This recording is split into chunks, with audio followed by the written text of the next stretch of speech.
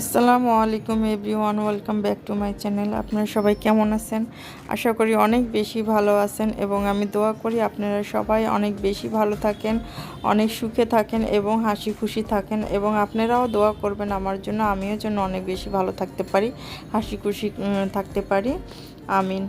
তো আজকে আপনাদেরকে আমি দেখাবো বাসায় কিছু কাজ করলাম, যেমন পরিষ্কার করার কিছু কাজ করলাম, সেগুলোই আপনাদের সঙ্গে শেয়ার করব। তো হচ্ছে বাসায় আমি এগুলো পরিষ্কার করার জন্য দেখতে পারতেছেন আমার ব্লেন্ডারটার কি নোংরা অবস্থা। তো এটাকে আমি পরিষ্কার করব, আরও কিছু জিনিস পরিষ্কার করব, সব কিছুই আপনাদের সঙ্গে শেয়ার করব। তো আমি এটা পরিষ্কার করার জন্য একটা বাসায় থাকা কিছু উপকরণ দিয়ে হচ্ছে এইটা একটা মিক্সড বানাইবো। তো এটা দিয়ে খুব ভালো পরিষ্কার হয়, দাগগুলো উঠে যায়, একেবারে চকচকে হয়ে যায় খুব কম খাটনিতে। তো সেটাই আপনাদের সঙ্গে আমি শেয়ার করতেছি যে আমি জিনিসটা কিভাবে বানাচ্ছি। তো হচ্ছে এই একটা পেস্ট বানিয়ে নিলাম। হচ্ছে 1 চা চামচ দিলাম বেকিং সোডা, আর ওর মধ্যে দিয়ে দিলাম হোয়াইট মানে সাদা ভিনেগার, যেটা আমরা বাসায় সবসময় ব্যবহার করি। তো এটা যে কোনো মুদিখানার দোকানেই পাওয়া যাবে। আর দিলাম ওর মধ্যে ভিম লিকুইড দিয়ে একটা ঘন একটা মিশ্রণ তৈরি করে নিলাম, যেটা দিয়ে আমি এখন এটা পরিষ্কার করব। তো দেখতে পারতেছেন যে আমার ব্লেন্ডারটার কি অবস্থা, একদম খুবই নোংরা অবস্থা। তো হচ্ছে এটা এখন একটা ব্রাশের সাহায্যে এই দাগগুলোর উপরে আমি ওই যে ব্যাটারটা বানাইছি, তো ওইগুলা দিয়ে এটা একটু পরিষ্কার করে নিচ্ছে আগে সাবান পানি দিয়ে। তখন এই যে কঠিন দাগ যেগুলো উঠে না বা পরিষ্কার হতে চায় না সহজে, তো সেগুলোর মধ্যে আমি ব্রাশ দিয়ে ওই যেই ঘন পেস্টের মতো বানাইছি ওইটা লাগিয়ে নেব। তারপরে লাগিয়ে কিছুক্ষণ রেখে দিলেই সুন্দর পরিষ্কার হয়ে যাবে।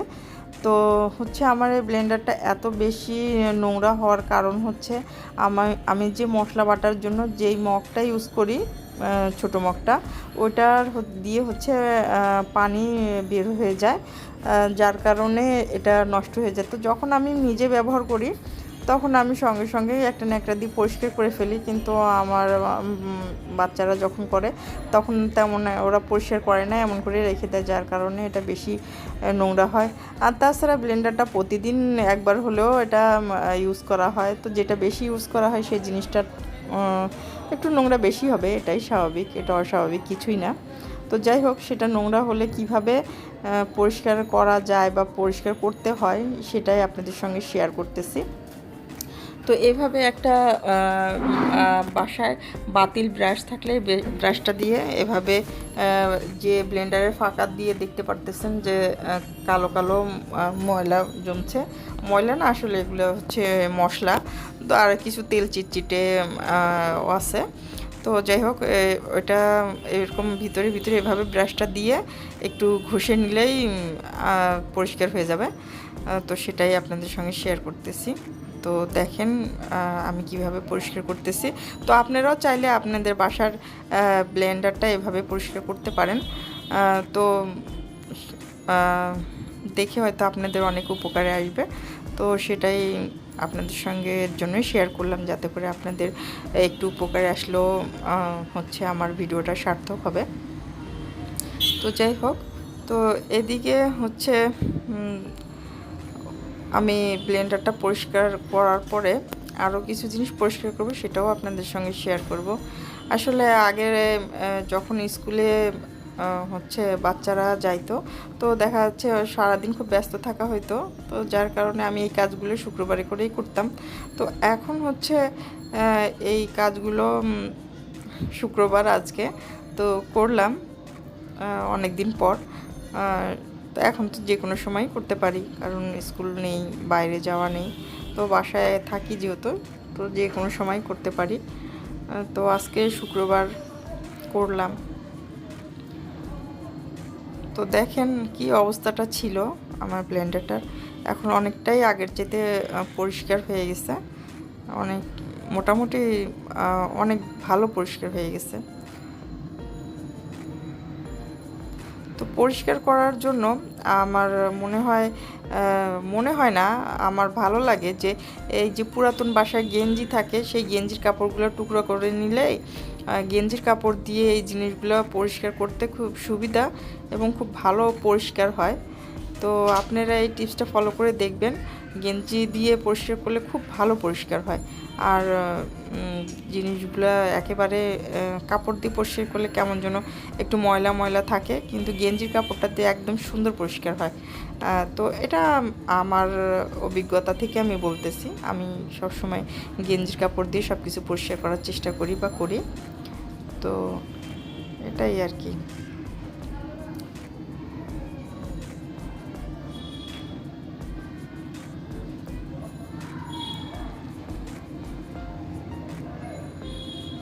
আসলে ঘরের সব জিনিসগুলা, ঘরের যে জিনিসগুলাই থাকুক না কেন, দেখতে পাচ্ছেন কত সুন্দর পরিষ্কার হয়েছে। তো ঘরের জিনিসগুলো আসলে আমাদের যত্ন করতে হয়, যত্ন যদি না করবেন তো এটা তো কথাই আছে, যত্ন করলে রত্ন পাওয়া যায়।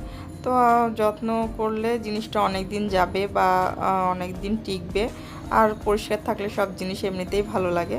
তো দেখেন আগের অবস্থাটা কি আর বর্তমান অবস্থাটা কি, অনেকটাই পরিষ্কার হয়ে গেছে।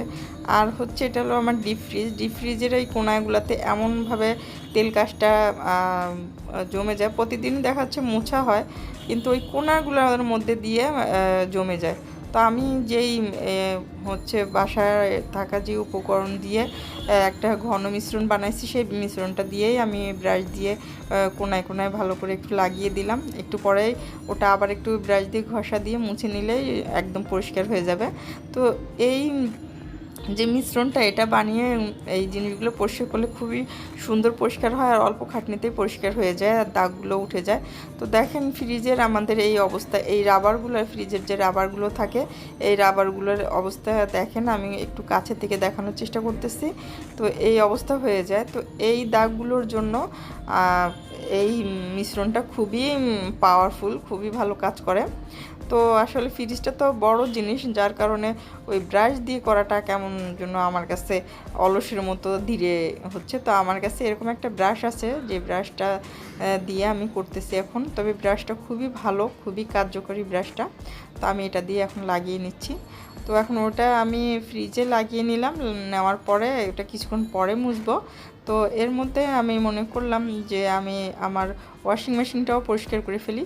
তো ওয়াশিং মেশিনে যে আমি যে মিশ্রণটা বানাইছি ওই মিশ্রণটা আমি ওয়াশিং মেশিনেও দিচ্ছি। তো আমাদের বাসার পানি অনেক বেশি আয়রন। তো আমার এটা হলো ওয়াশিং মেশিনের একটা ছাঁকনি, যেটা লাল লাল হয়ে যায়, কাপড়ের যে সুতাগুলো, ছোট ছোট সুতাগুলো থাকে, সেটা এই ছাঁকনিটা দিয়ে ওর মধ্যে জমা হয়। তো এটা দেখা যাচ্ছে মাসে একবার পরিষ্কার করলে হয়। তো কিভাবে পরিষ্কার করতে হয় সেটা আমি আপনাদের দেখাচ্ছি। তো আপনাদের যদি কারো মেশিন থাকে, আমার মেশিনটা হচ্ছে ওয়াশিং মেশিনটা হচ্ছে সিঙ্গারের। তো এটা যদি সিঙ্গারের আপনাদের কারো থাকে তাহলে আপনারা এভাবে পরিষ্কার করতে পারবেন, খুব সহজেই পরিষ্কার করা যায়। তো সেটা যেভাবে পরিষ্কার করতে হবে সেটাই আপনাদের সঙ্গে আমি শেয়ার করলাম। আর এখানে দিয়ে পানির অনেক দাগ হয়ে যায়, তো এটা আমি ব্রাশ দিয়ে আমি যেই হচ্ছে বাসায় থাকা যেটা বানাইলাম মিশ্রণটা, ওই মিশ্রণটা একটু লাগিয়ে দিলাম, তারপরে ঘষে পরিষ্কার করে নিলে পরিষ্কার হয়ে যাবে। আর এই নেটটা আমি ভালো দেখালাম তো আপনাদের খুলে, যে কতগুলো দেখলেনি তো সুতা জমা হয়েছিল। তো ওটা ভালো করে পরিষ্কার করে আমি আবার লাগিয়ে দিলাম। তো এখন আমার এটা ওয়াশিং মেশিনটা পরিষ্কার করা হয়ে গেছে। তো আমি এটা রেখে দিলাম। আর হচ্ছে সাবান পানি দিয়ে প্রতিদিন একবার এরকম পানি ফিল্টারটাও আমি এভাবে মুছে নেই। তো মুছে নিলাম, দেখতেই পারলেন। আর হচ্ছে ফ্রিজও এভাবে মুছি আমি, ওই সাবান পানি দিয়ে মুছলেই হয়। আর সঙ্গে যদি একটু ভিনেগার আর বেকিং পাউডার দিয়ে একটু বেশি করে পানি দিয়ে গুলিয়ে নিলে ওর মধ্যে না একটা চুবিয়ে চিপে নিয়ে মুছলেও সুন্দর পরিষ্কার হয়। তো আমি এভাবেই পরিষ্কার করি, দেখতে পাচ্ছেন। তো আমি হচ্ছে এই ডিপ ফ্রিজটা যেভাবে পরিষ্কার করলাম সেটা আপনাদের সঙ্গে তো শেয়ার করলাম, সুন্দর পরিষ্কার হয়েছে। আর এটা হচ্ছে আমার রাইস কুকার। তো এমন রাইস কুকার যাদের আছে হচ্ছে তারা এভাবে পরিষ্কার করবে না। আমি শুধু পরিষ্কার করব না, আমি একটা টিপসও দিচ্ছি। টিপসটা হচ্ছে এই যে এই টাইপের যাদের রাইস কুকার আছে, এটা কিন্তু খুব বেশি দিন যায় না, এই সিলভার কালারটা। এটা একদম টিনের, আর অল্প কিছু দিনের মধ্যেই দেখা যাচ্ছে জিনিসটাকে ভালো করে যত্ন না করলে এটা কিন্তু একদম মরিচা ধরে যায়, একদম নোংরা হয়ে যায়। তো এর জন্য এটাকে সুন্দর রাখার জন্য, পরিষ্কার রাখার জন্য আমি একটা টিপস দিব।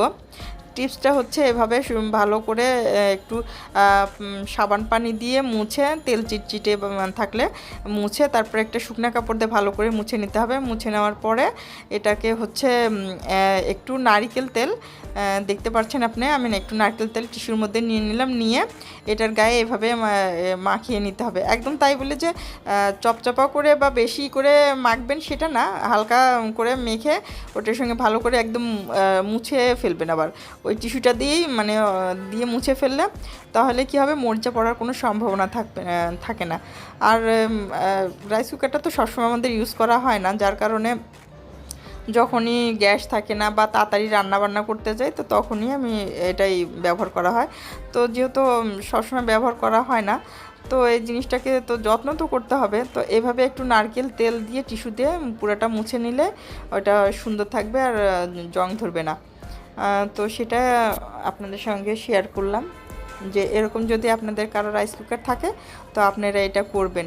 তবে নারকেল তেল দিবেন, অন্য কোনো তেল যেমন সয়াবিন তেল বা সরষের তেল এরকম দিবেন না, তাহলে কিন্তু ওগুলো আবার চিটচিটে, তাহলে ওগুলোতে জং ধরবে। তো ওটা করবেন না, শুধুমাত্র নারকেল তেলই দিবেন, অন্য কোনো তেল দিবেন না। আর হচ্ছে এটা আমার নিজের করা একটা ওয়ালমেট। তো ওয়ালমেটটা আমার খুবই পছন্দের, আমি অনেক দিন আগে এই ওয়ালমেটটা করছিলাম। তো সেই ওয়ালমেটটাও পরিষ্কার করলাম, তো সেটাও আপনাদের সঙ্গে শেয়ার করলাম। টিভিটা পরিষ্কার করতেছি, তো আমি এগুলা পরিষ্কার করি এই যে টিস্যু দিয়ে। মানে আপনার এই জিনিসগুলো হচ্ছে আগে শুকনা কাপড় দিয়ে ওর উপরে কোনো ধুলা থাকলে ধুলাগুলো মুছে নিয়ে তারপরে হচ্ছে যে কলিং বা যেগুলো যে স্প্রেগুলো দিয়ে আমরা এটি সাধারণত টিভি গ্লাস মুছি, তো সেটা দিয়েই আমি মুছি। তো সেটা স্প্রে করে নিয়ে আপনি হচ্ছে এইভাবে টিস্যু দিয়ে, আমি কিচেন টিস্যু দিয়ে মুছতেছি। তাহলে কি হয়, টিস্যু তো পরিষ্কার থাকে, তাহলে একেবারেই ভালো পরিষ্কার হয়, চকচকা হয়। আর টিস্যু দিয়ে না করলেও আপনারা খবরের কাগজ আছে বাসায় এত থাকেই, ওটা দিয়ে করবেন, দেখবেন অনেক সুন্দর পরিষ্কার হয় আর একদম চকচক করে। তো আপনারা একবার করেই দেখবেন, তাহলেই বুঝতে পারবেন যে কত সুন্দর এটা পরিষ্কার হয় এটা দিয়ে একদম। তারপরে আপনি ড্রেসিং টেবিলের গ্লাসটাও এভাবে করে করতে পারেন। আর আপনাদের সঙ্গে আজকে শেয়ার করব আমি টমেটো ফ্রোজেন করে রাখা। তো এখন এই গরমের সময় তেমন টমেটো পাওয়া যায় না বা টমেটোর অনেক দাম। তো কিছু কিছু তরকারি আছে যে টমেটো না দিলে ভালোই লাগে না, বিশেষ করে যেমন ধরেন আমি মাছ ভুনা যখন করি বা ছোটো মাছের চচ্চড়ি করি, আমার কাছে মনে হয় টমেটো ছাড়া কীভাবে সম্ভব, রান্না করার সম্ভবই না। তো তার জন্য আমি টমেটো এভাবে ফ্রোজেন করে রাখি। তো আমি একবারে দেখা যাচ্ছে টমেটো কিনে নিয়ে আসি, এভাবে এনে ভালো করে ধুয়ে এভাবে কেটে আমি হচ্ছে ফ্রিজে রেখে দিই। তো ওখান থেকে খুব সুন্দরভাবে আবার যতটুকু আপনার দরকার ততটুকুই আমি বের করে আবার তরকারির মধ্যে দিয়ে দেই, বা মশলা কষানোর সময় মশলার মধ্যে দিয়ে দেই। খুবই সহজে এটা বের করা যায় সুন্দরভাবে। তো এটাকে যেভাবে করে আমি ফ্রোজেন করি সেটাই আপনাদের সঙ্গে শেয়ার করলাম। তো এটা খুবই ইজিভাবে বের করা যায়। আপনি ফ্রিজে রেখে দিবেন, 1 ঘন্টার পরে আবার একটু ঝাঁকিয়ে নেবেন, তো দেখবেন প্রতিটা টমেটো আলাদা আলাদা থাকবে শক্ত হয়ে। তো ইচ্ছা মতোই আপনি যে কয়টা ইচ্ছা বের করতে পারবেন। আর আরেকটা জিনিস আপনাদের সঙ্গে আমি শেয়ার করতেছি, তো কাঁচামরিচ বাজার থেকে এনে এভাবে বোটাগুলো ফেলে দিয়ে, পচা মরিচগুলো ফেলে দিয়ে এভাবে একটু ফ্যানের নিচে মেলে রাখলে একটা ঝুড়ির মধ্যে, তো শুকায় যাবে। শুকায় গেলে একটা বক্সের মধ্যে কিভাবে এটা রেখে দিতে হয় সেটাও আপনাদের সঙ্গে শেয়ার করব। তো আমি এর মধ্যে দিয়ে দিই একটা টিস্যু, কিচেন টিস্যু যে থাকে ওই টিস্যু দিয়ে দিই, আর দিয়ে মরিচগুলা রেখে ওর উপরে আরেকটা টিস্যু দিয়ে দিই, যাতে করে বক্সের ঢাকনাটা ঘেমে ওই পানিগুলো মরিচের মধ্যে না পড়ে, আর পড়লে তো মরিচগুলো পচে যাবে। তো যদিও পানিগুলো পড়ে তো টিস্যুর উপরে পড়বে, টিস্যুটা ভিজে থাকবে, আর ওই টিস্যুটা ফেলে দিয়ে আমরা নতুন করে আরেকটা টিস্যু দিলেই হয়ে যাবে। তো এভাবে মরিচগুলো প্রায় 15 দিন, তো 15 দিনে তো মরিচ শেষই হয়ে যায়, তো 15 দিন তো ইজিভাবেই যায়। আমি এভাবে করেই রাখি, এভাবে সেটাই আপনাদের সঙ্গে শেয়ার করলাম। তো এইভাবে মরিচগুলো অনেক দিন থাকে। আর আজকের ভিডিওটা আপনাদের ভালো লাগলে অবশ্যই আমাকে একটা সাবস্ক্রাইব করবেন, লাইক করবেন, কমেন্ট করবেন, আর বেশি ভালো লাগলে শেয়ার করবেন। তো এখানেই আমি বিদায় নিচ্ছি, আর তেমন বেশি কিছু বলবো না আপনাদের সঙ্গে। অল্প কিছু আজকের সংসারে যা কাজ করলাম সেগুলো আপনাদের সঙ্গে শেয়ার করলাম। তো আপনাদের যদি কোনো উপকারে আসে তাহলে আমার আজকের ভিডিওটা সার্থক হবে। তো আপনারা সবাই ভালো থাকবেন, নিরাপদে থাকবেন, এবং বাসায় থাকবেন। আর এখানেই শেষ করছি। আল্লাহ হাফেজ। আপনারা সবাই ভালো থাকবেন। আসসালামু আলাইকুম।